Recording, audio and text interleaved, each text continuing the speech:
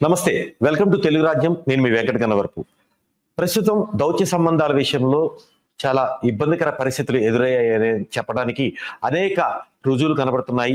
మొన్న తారీఫ్లు, నిన్న డ్రగ్స్ అందిస్తున్న దేశాల్లో భారత్ కూడా ఉంది, రవాణా చేస్తున్న దేశాల్లో రవాణా కేంద్రాలుగా మారుతాయని చెప్పిన ట్రంప్ ఈరోజు మళ్ళీ H1B వీసాల వార్షిక రుసుము ఉన్నదాన్ని $1,00,000 ఉత్తర్వులు జారీ చేశారు. దీని మీదే మాట్లాడటానికి Kakatiya university retired professor Venkata Narayana గారు ఉన్నారు. వారితో మాట్లాడదాం. నమస్తే అండి, కె వెంకట నారాయణ గారు. మీరు ప్రొఫెసర్ గా చేసి కాకతీయ యూనివర్సిటీలో రిటైర్ అయ్యారు. ప్రస్తుతం అంతర్జాతీయ పరిణామాలు అంత హెల్దీగా లేవనేవి దేశాధ్యక్షుల ప్రకటనలతో రుజువు అవుతోంది. మరీ ముఖ్యంగా తారీఫ్ల పద్ధతి నుంచి ఇప్పుడు ఇబ్బంది పడుతున్న దేశాల్లో ప్రప్రథమ వరుసలో భారత్ ఉందని చెప్పుకోవటంలో ఏమాత్రం సందేహం లేదు. ఈ నేపథ్యంలోనే తారీఫ్లు పక్కన పెడితే ఇప్పుడు H1B వీసాల వార్షిక రుసుము పెంపు అనే ఒక బాంబు, అది అణుబాంబు కన్నా ప్రమాదకరమైంది. ఐటీ ఉద్యోగులు కానీ విదేశాల్లో పనిచేస్తున్న ఇండియన్ ఎంప్లాయీస్ చాలా వాళ్ళకి పిడుగులాంటి వార్త. వార్షిక రుసుము ఆయా కంపెనీలు చెల్లించి తీసుకుంటాయి. జనరల్గా స్టార్టింగ్ పేమెంట్ కొంత ఉంటుంది. ఆ తర్వాత లాటరీలో కనుక వీసా ఒకవేళ వస్తే అప్పుడు పూర్తి స్థాయి రుసుము కట్టాలి. అవి ఆయా కంపెనీలు H1B వీసాలకు సంబంధించి ఏ కంపెనీకి అయితే ఇతను సెలెక్ట్ అవుతాడో ఆయా కంపెనీలు చెల్లిస్తాయి. ఇది నిన్నటి వరకు ఉన్న పద్ధతి. ఇప్పుడు అక్కడ చట్టసభల్లో ఏదైతే ఉత్తర్వులు జారీ చేశారో డొనాల్డ్ ట్రంప్ చెప్తున్న దాని ప్రకారం వార్షికానికి అంటే ప్రతి సంవత్సరానికి H1B వీసా రుసుము $1,00,000, దాదాపు 80 లక్షల పైచిలుకు. ఈరోజు డాలర్ విలువ 83 రూపాయలు అయితే 83 లక్షల రూపాయలు చెల్లించాల్సిందే. ఇది విదేశీ ఉద్యోగులను, విదేశీ అవుట్ సోర్సింగ్ కంపెనీలను నిరోధించడానికి వేస్తున్న కొరడ.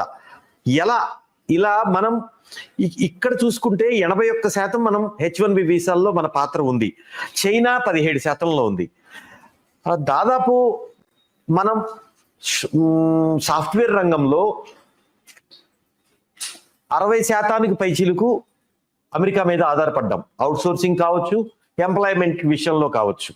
ట్రంప్ వేస్తున్న ఈ బాణాన్ని, ఈ అస్త్రాన్ని తప్పించుకోవాలంటే ఎలా, మార్గం ఏంటి, మీరేం చెప్తారు? ట్రంప్ రెండవసారి ప్రెసిడెంట్ అయిన తర్వాత ముఖ్యంగా భారతదేశాన్ని ఒక టార్గెట్ చేసుకొని చేస్తా ఉంది. భారతదేశము ఆ పక్కన ఇంకొకటి చైనా మీద కూడా దాడి చేస్తా ఉంది. ఆయన రెండవసారి ఎన్నికైనటువంటి ఎజెండా జాతీయ, అంటే అమెరికన్ జాతీయ ఎజెండాగా తీసుకున్నాడు.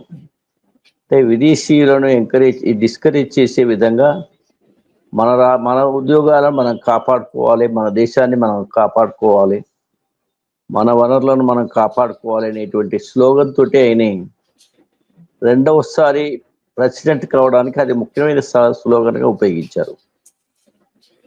అది ఆయన ఎన్నికైన తర్వాత మనకు ఈ రష్యా వర్సెస్ అమెరికా అనేది ఒక సీరియస్ ఇష్యూగా, వాళ్ళకు ఒక ఇంటర్నేషనల్ ఇష్యూగా అది ఎమర్జ్ అయింది. దాంతో రష్యా దగ్గర మనం ఆయిల్ కొంటే మనకు టారిఫ్లు పెంచుతానని చెప్పి బెదిరించారు. కానీ రష్యా దగ్గర మనం కొనవలసిన అవసరం మనకు ఉంది. ఎందుకంటే రూపాయి కన్వర్షన్ తోటే వాళ్ళు మనకి ఇస్తున్నారు, తక్కువ రేట్కి ఇస్తున్నారు. మన కండిషన్స్ కూడా వాళ్ళకి పెట్టి మనకు ఒక కఠినమైన కండిషన్స్ లేకుండా మనకు చమురు దిగుమతి అవుతుందని మనం పెట్టుకుంటాం. కానీ ఈ టారిఫ్లు పెంచి మన వస్తువుల మీద ధరలు బాగా 50% టారిఫ్ పెంచి ఈ వస్తువులను డిస్కరేజ్ చేసి కథ చేసింది. ఇప్పుడు మళ్ళీ H1B వీసాలు ఖరీదైపోయినాయి. అయితే ఇది ఆయన చెప్పింది ఏంటంటే, మనకు 2 లక్ష్యాలు పెట్టుకొని ట్రంప్ ఈ విషయాలను చెప్తా ఉన్నాడు. ఒకటేమో ఇతర దేశస్తులను, ముఖ్యంగా భారతదేశం నుంచి వచ్చేటువంటి మైగ్రెంట్స్ను డిస్కరేజ్ చేయాలనేటువంటి లక్ష్యం ఉంది ఆయనకు. రెండవది, అమెరికన్ ఎకానమీలో బాగా లోటు, బడ్జెట్ బాగా ఉంది, అప్పులు ఉన్నాయి. కాబట్టి ఈ లోటును తీర్చడం,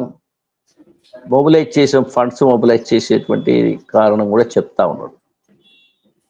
ఏది ఎట్లయినా కానీ భారతదేశము గత సరే 50-60 సంవత్సరాల నుంచి ఈ దేశం నుంచి అనేక మంది అమెరికాకు వెళ్ళినప్పటికీ కూడా గత 30 సంవత్సరాల నుంచి టెక్నోక్రాట్స్ ఎక్కువగా మన దేశం నుంచి వెళ్తా ఉన్నారు.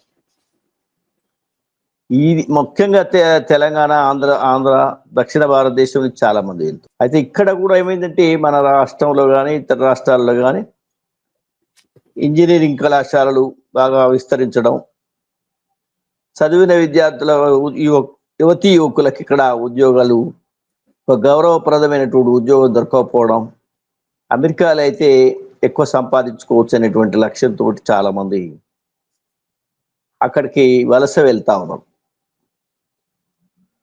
ఒక చదువు కోసం మాత్రం ముందు బయలుదేరిపోవడం, అక్కడ చదువు అయిపోయిన తర్వాత లక్ష్యం డెఫినెట్ గా అక్కడ ఉద్యోగం చేయాలనే లక్ష్యంతో పోతున్నారు. అక్కడ ఎంఎస్ చేసినప్పటికీ కూడా ఎంఎస్ తో పాటు తర్వాత ఉద్యోగం చేయొచ్చినటువంటి లక్ష్యంతో మన దేశం నుంచి లక్షల మంది, దాదాపు 40 లక్షల మంది అక్కడ పనిచేస్తున్నట్టు ఒక అంచనా. ఏది రకరకాల ఇండస్ట్రీస్ లో, రకరకాల రంగాల్లో, లేక ఈవెన్ వ్యాపారాలలో కూడా గుజరాత్ వాళ్ళు మన వాళ్ళు చేస్తాం.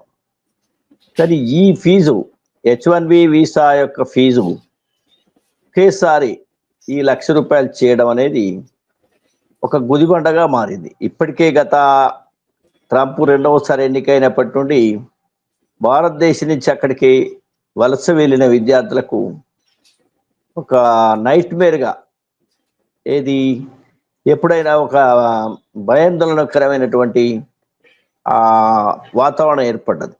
ఇక్కడున్న తల్లిదండ్రులకు కూడా అదే పరిస్థితి.